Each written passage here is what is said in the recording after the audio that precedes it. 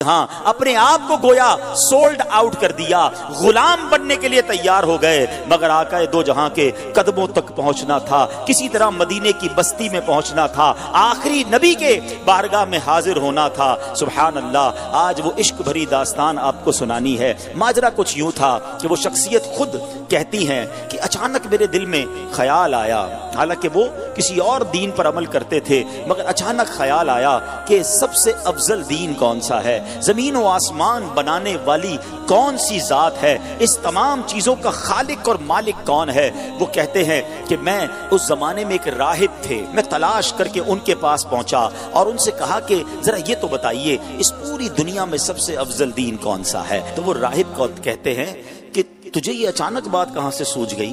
تو کہتے نہیں، میں یہ جاننا چاہتا ہوں کہ زمین و آسمان کا مالک کون ہے، سب سے افضل دین کون سا ہے۔ تو اس نے کہا کہ پھر ایسا کرو، اگر اس سوال کا جواب چاہیے تو موصل میں، یہ عراق کا ایک علاقہ ہے، وہاں ایک راہب ہے، اس سے بڑا کوئی عالم نہیں ہے، تم ان کے پاس جاؤ، وہ شاید تمہاری رہنمائی کریں۔ ٹریول کر کے وہ کہتے ہیں میں ان کے پاس پہنچا، ان کے پاس میں رہا اور ان کے ساتھ میں عبادت کرنے لگا۔ وہ دن کو روزہ رکھتے تھے، رات کو عبادت کرتے تھے، میں بھی بالکل انہی کی طرح عمل کرنے لگ گیا۔ 3 سال ان کے پاس ٹھہرا رہا۔ اب ان کے وصال کا وقت قریب آ گیا۔ میں نے کہا آپ تو دنیا سے جا رہے ہیں، مجھے بتائیں اب میں کدھر جاؤں؟ کہتے ہیں مشرق میں تو کسی ایسے شخص کو نہیں جانتا جو اس دین کا کاربند ہو جس پر میں عمل کرتا ہوں، ہاں البتہ جزیرہ عرب کے پاس ایک راہب ہے، اس کے پاس چلے جاؤ اور اسے میرا سلام کہنا۔ آپ فرماتے میں اس عالم کے پاس چلا آیا، اس کے انتقال تک اس کے ساتھ رہا۔ اب جب اس کی وفات کی خبر ہوئی تو اب 3 سال کے بعد میں نے کہا اب مجھے آپ کس کے پاس جانے دیتے ہیں، آپ کی انتقال کا وقت قریب آ گیا ہے۔ وہ کہتے ہیں میں پوری دنیا میں اور کسی کو تو نہیں جانتا، البتہ اموریہ میں ایک بڑی عمر کا عالم ہے، پتہ نہیں تم اس سے مل بھی سکو گے کہ نہیں۔ بہرحال وہ کہتے ہیں اس راہب کا انتقال ہوا، میں اموریہ کا سفر کیا، حق کی تلاش ہے، دین حق کی تلاش ہے، خالق و مالک کی تلاش ہے، ایک شہر سے دوسرے شہر کا سفر ہے۔ اب وہ اموریہ پہنچتے ہیں، وہاں بھی کچھ عرصہ رہا، اب ان کے انتقال کا وقت بھی قریب آ گیا۔ کہتے ہیں اب آپ مجھے کس کے پاس بھیجتے ہیں؟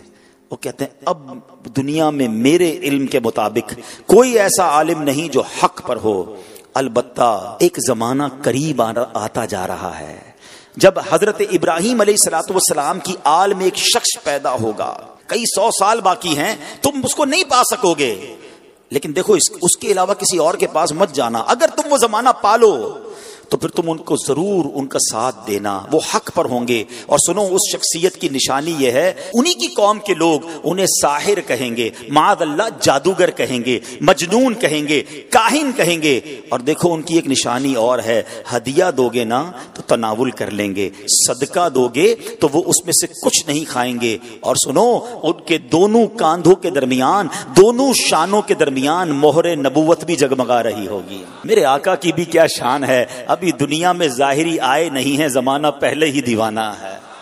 شاعر کہتا نا ایک میں ہی نہیں ان پر قربان زمانہ ہے، جو رب دو عالم کا محبوب یگانہ ہے۔ آقا کا پتہ بتا دیا، مگر کب آئیں گے، کدھر آئیں گے، کہتے کچھ پتہ نہ تھا۔ اب وہ شخصیت کہتے ہیں کہ میں انتظار کرتا رہا، آخر ایک بستی کی طرف ایک قافلہ جا رہا ہے، عرب کی ایک وادی ہے، کھجوروں کی وادی ہے، یاد رہے ابھی لفظ مدینہ اس شہر کو مدینہ کہا نہیں جاتا تھا، اس کے پہلے کئی اور نام تھے۔ کہتے قافلہ جا رہا تھا، میں نے ان سے پوچھا تم لوگ کون ہو؟ وہ کہنے لگے ہم اس بستی کی طرف جا رہے ہیں جس بستی کا اشارہ اس راہب نے دیا تھا، آسان لفظوں میں سمجھ لو وہ قافلہ مدینے کو جا رہا تھا۔ کہتے ہیں کہ ہم وہاں تجارت کرنے کے لیے جا رہے ہیں، ہم وہاں تجارت کرتے تھے، لیکن وہاں آل ابراہیم میں سے ایک شخص پیدا ہوا ہے، اس کی قوم اس کے قتل کے در پہ ہے، جس کی وجہ سے وہ ہجرت کر کے ہمارے شہر میں آ گیا ہے، ہمیں ڈر ہے کہ کہیں وہ ہماری تجارت کو روک نہ دے۔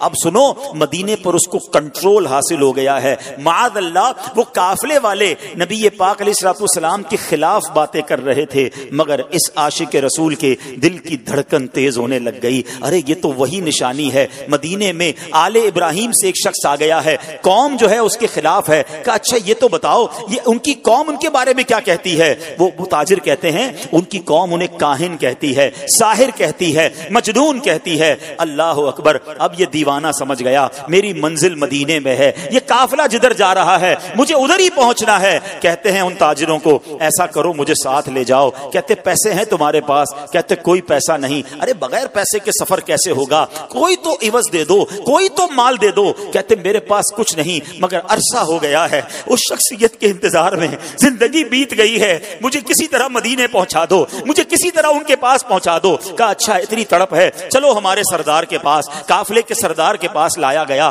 سردار کہتا ہے پیسے ہیں؟ کہا پیسے نہیں، زیادہ راہ ہے، زیادہ راہ نہیں۔ ارے کچھ تو دینا پڑے گا۔ میرے پاس اور تو کچھ نہیں ہے، ایسا کرو مجھے ہی خرید لو، مجھے غلام بنا لو، تمہاری خدمت کرتا رہوں گا، کسی طرح مدینے لے جاؤ۔ سنو میرے پیارے اسلامی بھائیوں، صدیوں پرانی داستان ہے۔ ایک دیوانہ آقا کی یاد میں تڑپ رہا ہے، انہیں دنیا کے کونے کونے میں تلاش کر رہا ہے۔ اب تاجر کہتے چلو تمہیں غلام بناتے ہیں۔ ایک بار نہیں، دو بار نہیں، بتایا جاتا ہے شہر مدینہ تک پہنچتے پہنچتے یہ دیوانہ 10 بار بکتا گیا۔ غلام مصطفیٰ بن کر میں بک جاؤں مدینے میں، محمد نام پر سودا سرے بازار ہو جائے، بے دام ہی بک جائیے بازار نبی میں، اس شان کے سودے میں خسارے نہیں ہوتے۔ یہ غلام بن کر بکتے رہے، بالآخر 10 بار بکنے کے بعد یہ دیوانہ مدینے تو پہنچ گیا مگر راستہ نہیں پتا جانا کدھر ہے۔ اچھا یہ جو شخصیت ہے نا، ان کی زبان بھی عربی نہیں تھی، کوئی اس پورے شہر میں ان کی زبان جانتا ہی نہیں تھا، یہ فارسی بولتے تھے، مدینے میں سارے لوگ عربی بولتے تھے۔ کس سے راستہ پوچھتے، کس سے معلومات لیتے، جانا کدھر ہے نام پتا نہیں ہے۔ اب غلام تھے، اس نے مدینہ پاک میں کھجوروں کے باغ میں لگا دیا کہ اب تمہارا کام کھجوریں توڑنی ہیں۔ کہتے میں کھجوریں توڑتا تھا، میں محنت مزدوری کرتا تھا، میں نے پیٹھ پر اتنا بوجھ اٹھایا کہ میرا سینہ جو ہے اور پیٹ جو ہے وہ پیٹھ کی طرف چلا گیا، بس مزدور بنا ہوا تھا، انتظار تھا نبی آخر الزمان کا، کبھی تو دیدار ہوگا، کبھی تو ان کا جلوہ دیکھوں گا، کبھی تو ان کی غلامی اختیار کروں گا، مگر لوگ قریب سے گزرتے تھے، میری زبان ہی کوئی نہیں سمجھتا تھا۔ کہتے ہیں اب ایک دن ایک بوڑھی خاتون آئی، میں نے اس سے بات کی، وہ میری بات سمجھ گئی اور اس نے کہا کہ میں نے اس سے عرض کی کہ ماں جی مجھے بتا دو وہ شخصیت کہاں ہے جو نیا دین لے کر آئے ہیں، جو حضرت ابراہیم کی اولاد میں سے ہیں،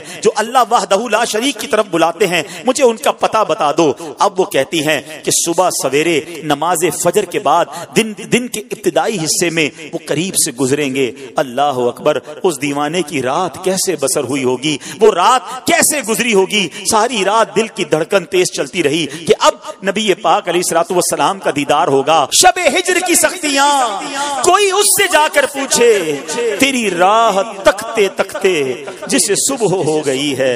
ساری رات جلوائے جانا کا تصور ہے، کیسی شخصیت ہوگی، چہرہ کیسا ہوگا، مسکراہٹ کیسی ہوگی، اللہ کے حبیب دکھتے کیسے ہوں گے، میں ان کا غلام بنوں گا، کیا مجھے قبول بھی فرمائیں گے کہ نہیں۔ وہ رات گزر گئی اور جب صبح ہوتی ہے تو پیارے آقا علیہ الصلوۃ والسلام قریب سے گزرتے ہیں، فوراً کھجوروں کا ایک چھوٹا سا حصہ لے کر آقا کی بارگاہ میں جاتے ہیں، کہتے ہیں حضور آپ کے لیے تحفہ لایا ہوں۔ ارشاد ہوا بتاؤ کیا یہ صدقہ ہے؟ کہتے ہیں جی حضور صدقہ ہے۔ آقا نے صحابہ سے کہا آپ سب کھا لیں، نبی پاک نے تناول نہیں فرمایا، پہلی نشانی کنفرم ہو گئی۔ دوبارہ گیا ایک اور کھجوروں کا تھال لے کر، کہا حضور یہ لایا ہوں، کہا صدقہ ہے، کہا نہیں حضور ہدیہ ہے، تحفہ ہے۔ آقا علیہ الصلوۃ والسلام نے خود بھی کھایا، خود بھی تناول فرمایا، اپنے صحابہ میں بھی تقسیم کیا، دوسری نشانی پوری ہو گئی۔ اب دل بیتاب ہے کہ مہر نبوت دیکھنی ہے۔ راہب نے بتایا تھا کہ دونوں کاندھوں کے درمیان ایک بڑی خوبصورت سی مہر نبوت، حدیث کی کتابوں میں لکھا ہے کبوتر کے انڈے کی طرح نبی پاک کی پیٹھ مبارک پر دونوں شانوں کے درمیان مہر نبوت تھی۔ اب آقا علیہ الصلوۃ والسلام 2 چادریں پہنا کرتے تھے، چادر پہنی ہوئی ہے، اب وہ شخصیت کہتے کبھی میں دائیں جا کر دیکھنے کی کوشش کرتا، چادر تھی اس لیے دیکھ نہیں پاتا تھا۔ اللہ اکبر، نبی پاک میری طرف دیکھ کر مسکرائے، آقا نے سمجھ لیا کہ میں کیا دیکھنا چاہتا ہوں، نبی پاک نے اپنی مبارک چادر اتاری، کہا جو ڈھونڈ رہے ہو، جو دیکھنا چاہتے ہو آؤ دیکھ لو۔ وہ دیوانہ کہتا ہے میں دوڑتا ہوا گیا، مہر نبوت دیکھی اور نبی پاک کی پیٹھ سے لپٹ گیا، چومنے لگ گیا، کہ حضور آپ کی تلاش میں مارا پھر رہا ہوں، بہت عرصہ ہو گیا ہے हुजूर, बहुत देर से आपको तलाश कर रहा हूँ, आका अब आपके कदमों में आ गया हूँ, अपनी गुलामी में कबूल फरमा लीजिए। अल्लाह अकबर। नबी पाक अलैहिस्सलातु वस्सलाम ने उन्हें अपनी गुलामी में कबूल फरमाया। कलमा पढ़कर दामने मुस्तफा से वाबस्ता हो गए। सुनो, वो कौन थे जो इतनी तलाश के बाद पहुंचे, जो इतने अरसे के बाद नबी पाक के कदमों में पहुंचे? वो कोई और नहीं, वो हजरत सलमान फारसी रदी अल्लाह ताला अन्हु हैं। साहबा किराम में सबसे बड़ी उम्र आपने पाई। एक रिवायत के मुताबिक 250 साल आपकी जो है वो उम्र मुबारक थी, और बड़ी तलाश के बाद नबी पाक के पास पहुंचे। अब सुनो, अब नबी पाक को जब पूरी दास्तान सुनाई कि आका कैसे पहुंचा हूं, गिर पड़ के पहुंचा हूं हुजूर, गुलाम बन गया हूं, बिक गया हूं आप तक पहुंचते पहुंचते, मगर मेरे आका तो करीम है ना, तुम उसके मददगार हो, तुम उसके तरफदार, जो तुमको निकम्मे से निकम्मा नजर आए, लगाते हो उसको भी सीने से आका, जो होता नहीं मुंह लगाने के काबिल। आका फरमाते मैं तुम्हें खरीदूंगा, जाओ अपने आका से पूछ कर आओ क्या डिमांड करता है, तुम्हें आजाद करने की कीमत क्या है। अब वो क्या कहता है, 300 दरख्त खजूरों के लगाए, फलदार दरख्त, और 40 औकिया सोना, ये मिलेगा तो तुम्हें आजाद करूंगा। ये बहुत बड़ी कीमत है। और याद रहे, खजूर का दरख्त फौरन लगाते ही फल नहीं देता, बाज औकात 3 साल, बाज औकात 5 साल में फल देता है। अल्लाह अकबर। नबी पाक अलैहिस्सलातु वस्सलाम ने फरमाया कि अब मैं खुद अपने हाथों से पौधे लगाऊंगा। नबी पाक भी जाते हैं, सहाबा भी जाते हैं, पौधे लगाए जाते हैं। आका अपने हाथों से पानी डालते हैं। मेरे आका की शान देखो, पानी डालते हैं और दरख्त बड़ा होना शुरू हो जाता है। कुछ ही दिनों में वो दरख्त फलदार हो जाता है। पूरे मदीने में शोर मच जाता है कि जनाब ये कैसा शान वाला गुलाम है जिसके लिए खजूर के दरख्त भी बड़े हो गए। नबी पाक ने सोना भी अता फरमाया। गोया प्यारे आका अलैहिस्सलाम ने अपने आशिक की कीमत खुद अदा की। वो कहते ना, जब तक बिके ना थे कोई पूछता ना था, तुमने खरीद कर मुझे अनमोल कर दिया। मेरे आका ने ये बाग अपने हाथों से लगाया। अल्हम्दुलिल्लाह 1980-85 तक जो लोग मदीना मुनव्वरा जाते रहे ना, उन्होंने अपनी आंखों से वो बाग देखा कि जैसे सलमान फारसी रदी अल्लाह तआला का बाग कहा जाता था। वो पौधे, वो दरख्त आज भी, आज से 20-25 साल पहले भी मौजूद थे, जो आशिकान रसूल अपनी आंखों से देखते थे। जिस तरह कुर्बानी के साथ हक की तलाश की, रब्बे करीम हमें भी अपने दीन की खातिर कुर्बानियां देने की तौफीक अता फरमाए। जिस इश्क के साथ नबी पाक का दामन थामा, अपना सब कुछ लुटा दिया, अल्लाह हमें भी नबी पाक की गुलामी में कुर्बानी देने की और खर्च करने की तौफीक नसीब फरमाए। इम्तिहान आए तो दुनिया को ठुकरा कर गुलामी मुस्तफा सच्ची अपनाने की तौफीक अता फरमाए।